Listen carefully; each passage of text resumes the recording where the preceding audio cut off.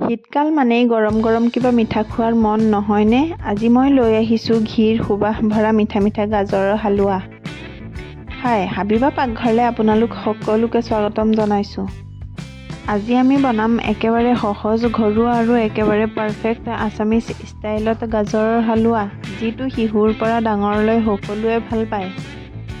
বলক ভিডিঅ'টো আৰম্ভ কৰোঁ। প্ৰথমে আমি গাজৰৰ হালোৱাৰ কাৰণে লৈ ল'ম 2টা ডাঙৰ চাইজৰ গাজৰ। গাজৰৰ ওপৰৰ বাকলিখিনি পাতলকৈ গুচাই ল'ম।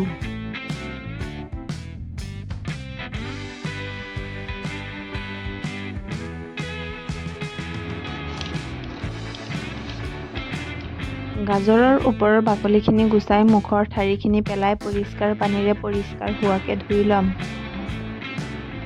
এতিয়া এটা গ্ৰেটাৰৰ সহায়তে গাজৰখিনি গ্ৰেট কৰি ল'ম।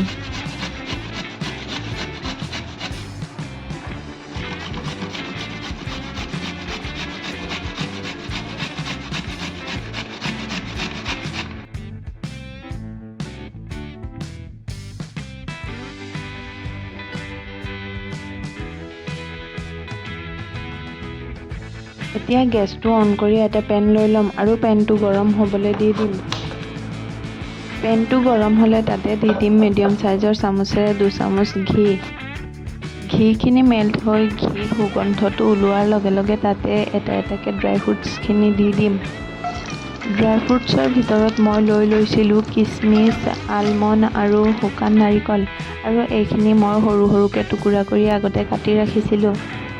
এতিয়া ড্ৰাই ফ্ৰুটছখিনি এটা এটাকৈ দি অলপ কালাৰ অহালৈকে ভাজি ল'ম। ড্ৰাই ফ্ৰুটছখিনিৰ কালাৰ চেঞ্জ হোৱাৰ পিছতে এইখিনিও উঠাই ল'ম, কিন্তু এইখিনি মোৰ ভিডিঅ' নহ'লগৈ, আপোনালোকক দেখুৱাব নোৱাৰিলোঁ। ড্ৰাই ফ্ৰুটছখিনি ভাজি থোৱা ঘিখিনিতে আগতে ৰেডি কৰি থোৱা গাজৰখিনি দি দিম। এটা হেতাৰ সৈতে লৰাই গাজৰখিনিকে ঘিত ভাজি ল'ম আৰু তেতিয়ালৈকে ভাজিম যেতিয়ালৈকে গাজৰত লাগি থকা পানীখিনি শুকাই নাযায়। ঘিত এনেদৰে গাজৰখিনি ভাজি ল'লে গাজৰৰ কেঁচা গোন্ধটো নাথাকে।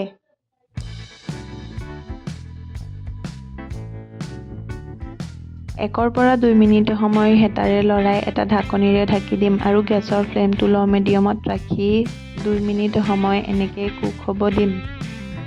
2 মিনিট পিছত ঢাকনিটো খুলি হেতাৰে আৰু এবাৰ লৰাই ইয়াতে দি দিম ডাঙৰ চাইজৰ কাপেৰে 1.5 কাপ গাখীৰ। গাখীৰখিনি দি লগতে দি দিম 2টা ইলাচি।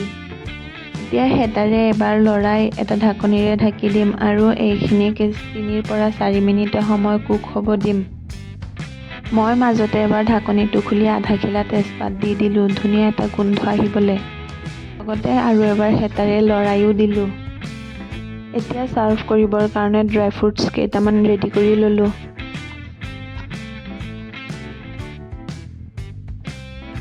তিনিৰ পৰা 4 মিনিট পিছত ঢাকনিটো খুলি চাব, আমাৰ গাজৰখিনি একেবাৰে পাৰফেক্ট সিজি গ'ল। আপোনালোকে চাব পাৰিছে যে গাজৰখিনি কিমান ধুনীয়াকৈ সিজিছে। এতিয়া সোৱাদ অনুসৰি চেনিখিনি এড কৰি দিব আৰু হেতাৰে লৰাই দিব। চেনি দিয়াৰ পিছত গাজৰৰ কালাৰটো অলপ চেঞ্জ হৈ আহে। আপোনালোকে ইচ্ছা কৰিলে ইয়াত গুড় ব্যৱহাৰ কৰিব পাৰে। গুড় ব্যৱহাৰ কৰিলে গাজৰৰ কালাৰটো অলপ বেলেগ ধৰণৰ হৈ যায়।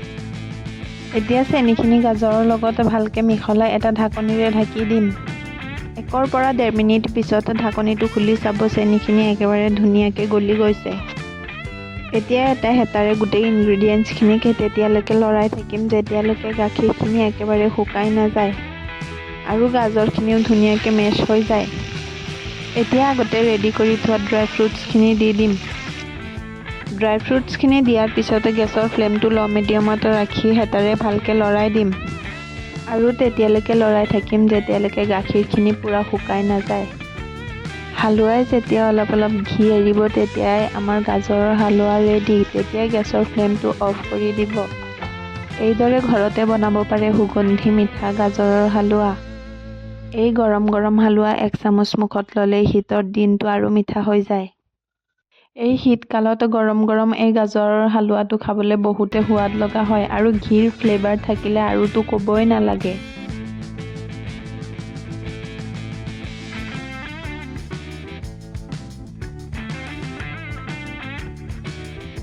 যদি ভিডিঅ'টো আপোনালোকৰ ভাল লাগে তেতিয়া লাইক, শ্বেয়াৰ এণ্ড ছাবস্ক্ৰাইব কৰিবলৈ নাপাহৰিব। কাষত থকা বেল আইকনটো প্ৰেছ কৰি দিব আৰু কমেণ্ট বক্সত জনাব কেনে পালে।